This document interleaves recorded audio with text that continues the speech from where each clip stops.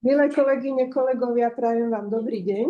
Chcem vás privítať na dnešnom dni, ktorý celý je v podstate venovaný výstupom nášho grantu APVV o prekladoch sociohumanitných a sociohumanitnovedných textov.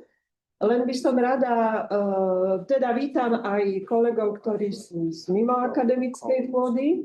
A rada by som uvítala aj Florenciu Ferrante, ktorá prišla z Univerzity v Janove, a Igora Tyša, ktorý bude viesť dnešné predpoludne, a síce prezentáciu najnovšieho čísla World Literature Studies. Kým začneme, nebudem zdržovať, hneď pôjdeme k jadru veci, len je potrebné prečítať formulku, keďže celé podujatie sa bude nahrávať. Takže upozorňujem prítomných, že prednáška je nahrávaná, a teda aj táto prezentácia, a záznam z nej bude zverejnený. Ak do nej v jej priebehu vstúpite, súhlasíte tým so zverejnením svojho vyjadrenia v tomto zázname. Diskusia po prednáške aj po prezentácii už nahrávaná a zverejňovaná nebude. Takže ďakujem vám. Želám vám príjemné a plodné predpoludnie a odovzdávam slovo Igorovi a Florencii.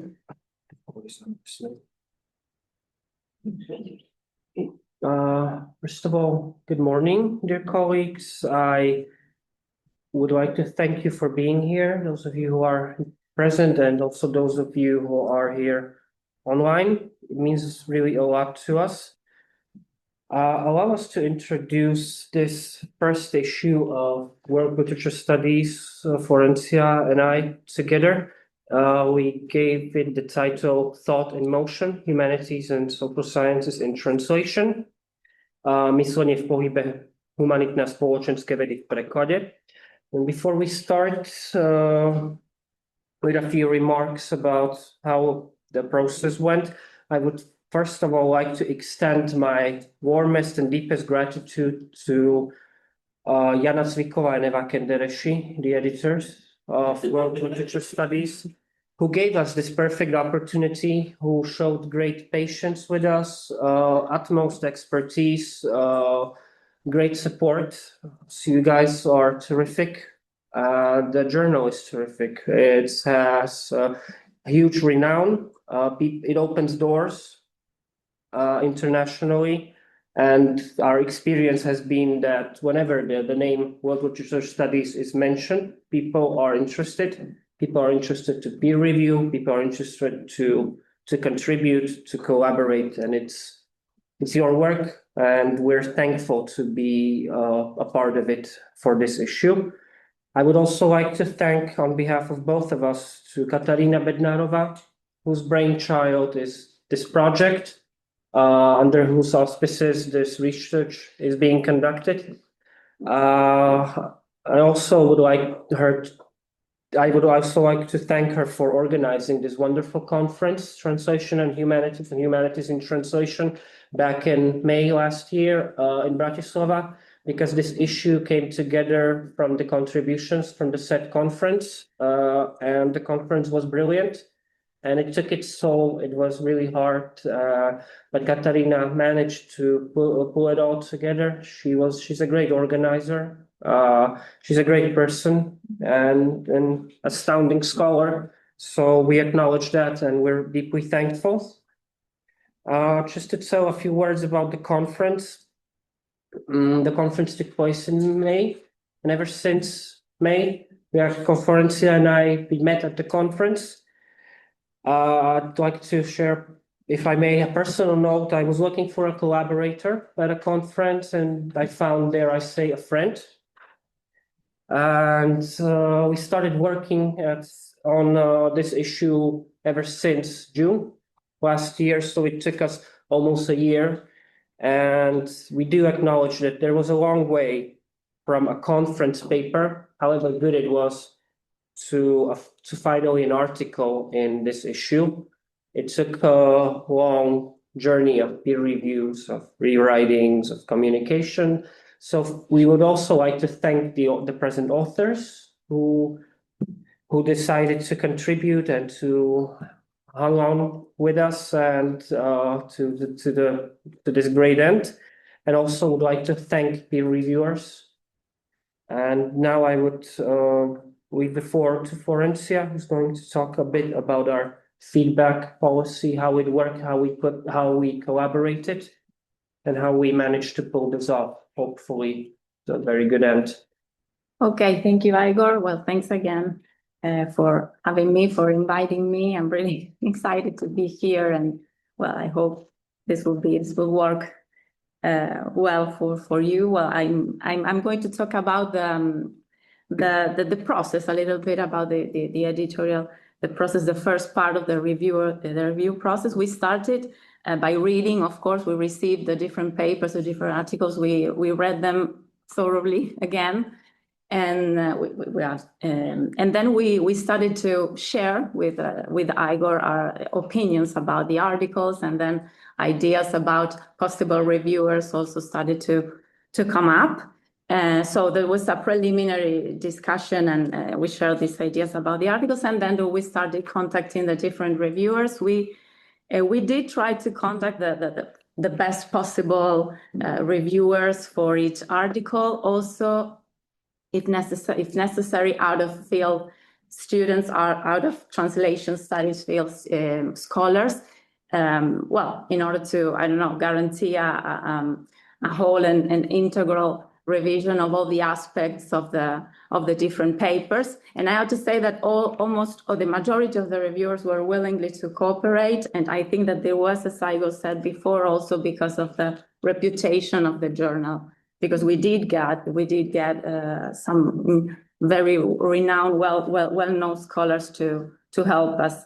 Then when we got back the first opinions, the questionnaires, the first reviews, we of course shared these reviews with our authors, but we also started to work close with the authors themselves, because there were also questions and discussions and exchanges of opinions that were very, very important, both for the authors, I think, and for us, because these discussions and this struggle to get the best possible article out of the process changed also our ideas and our assumptions about the work we were doing, the concepts we were using, the disciplines we were working with, etc. And I think that process, it shows also on the editorial that we wrote together as an introduction to the issue. So afterwards, where the work was done, when we received the last the definitive versions. And well, then I have to thank again at this point Jana and Eva, because it would have been impossible to make that thorough last revision of every detail, from bibliography to titles to, I don't know, every orthography, everything was excellent, and I thank you also for that again. So I was talking about the interaction with the authors and how the process changed our assumptions about our objects of study. So now I will give word to Igor to go on. So perhaps three things that kind of came up and affected our way of thinking about translation in the social sciences and humanities, how this topic should be approached from a historical perspective. First of all, we encountered this idea that it is used in a famous article on Histoire croisée.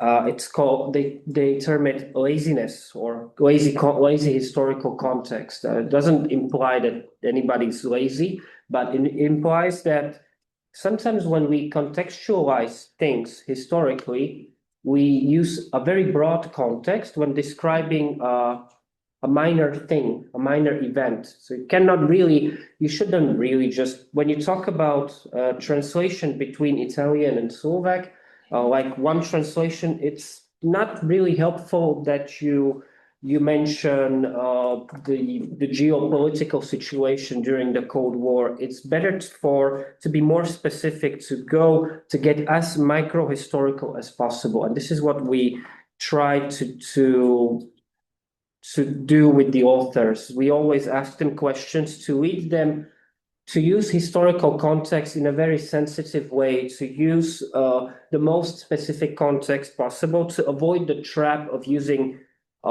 general assumptions about history, because history is very specific, and that's one of the points. Another point is the issue of perspectives. Perspectives, meaning not just what we think about a subject, but perspectives are also disciplinary matters, meaning that a historian views a thing differently than a translation scholar does. So, for instance, we had a historian peer review a paper, and a translation historian peer review the same paper, and we had different perspectives on the paper. The historian didn't see the translation studies part, as if he didn't read it or didn't notice it. He just focused on the history, and he was quite harsh. Whereas the translation historian was like, wow, this is perfect. And he just, since he was a native speaker of English, he just looked at the language. So he did a proofreading and everything's fine. But the historian did something else. So a perspective, a disciplinary perspective influences the way we read, we write, we research, and we reason. And this is something very important to bear in mind when talking about translation in the social sciences and humanities, that disciplines themselves are lenses. And these are like Comenius had it, these are glasses. And we need to look beyond the glasses, put the glasses down, or at least try to skew them a bit to get another picture. And the last point, we think we wanted in the studies, and we did our best to accomplish this, was that we tried to have the authors try to force ourselves as well to think deeper, not just broader. So this is why we use the term thought instead of ideas or paradigms, because we think ideas or paradigms, so such buzzwords, such general buzzwords are not really useful. This is why when we started thinking about our article, because we wrote an article for the issue as well, we first of all we were toying with the idea of developing our own concept. We wanted to use thought, and we came up with brilliant definitions, and then we decided that we're now going to introduce yet another concept, yet another term into translation studies. So then we thought deeper, and we decided to work with translation instead. So our article is about, we gave it a very, very simple title. Where's the mouse? Come on. Yeah? No, can't see it, sorry. We have it. Mm-hmm. Thank you. Thank you. Yes. So we thought about very broad, very nice sounding titles, but in the end, decided on this. And this is what we wanted the authors to do as well, to go beyond the buzzwords, to go beyond the general fancy concepts, and try to go back to the basics and think deeply rather than broadly. And now perhaps we'd like to share with you some of the shared conclusions from this cluster of articles. Yeah, one last note about the thought title, because we discussed it quite long. And well, why is the word thought? What does it mean? For example, in Latin American studies, for example, we used to talk about Latin American thought or Argentinian thought, rather than, for example, Latin American philosophy or Argentinian philosophy. So thought for us, for me, meant not only the process, which it obviously means also the process, but also the product, and it has an individual but also a collective characteristic with that could be related to an idiosyncrasy of national idiosyncrasy, linguistic idiosyncrasy, cultural idiosyncrasy. So there's something about a thought that is undetermined, because thought can be anything as a product of collective thinking, but it also has sometimes, and most of the times I would say, also a defining characteristic. So the play with thought, it entails all these different things, different disciplines, different philosophies, different approaches, different methodologies, etc. And this is, I think, part of the reason why we call the issue that way. And then to conclude, when we were discussing the most shared conclusions about of these different articles, because all the articles are different, you see, the different disciplines, approaches, methodologies, etc. So we would say that there are three main most shared conclusions. In the first one would be the importance of terminology and the importance of the translation of terminology within social sciences and humanities, within the translation of social sciences and humanities, especially when the translation of the sources relies on indirect translations, as is the case, for example, of the article on the translation of Russian formalist terminology, which is very interesting because it shows how in the motion, in the movement, because motion had also this implied also this idea, not just as a transfer, but as a manipulation, if you will, of the concept itself. So when you translate terminology from an intermediate language, in a discipline such as, for example, theory of literature, where systems are very generally close-knit, and especially Russian formalism, where the terminology is very, very close-knit and strict and very bound one term to the other. So it caused a great deal of confusion in the different translations in Spanish of the same words, really. And it was very interesting to see how from the original Russian then it went into Italian, and then it went into Spanish, or sometimes from Russian into French and then into Spanish. So the differences were enormous. The mediators were fundamental in the receiving end of the process, which was generally Latin American theory of literature. So this is a very important, I think, conclusion, and also a field that we need maybe to research a little further.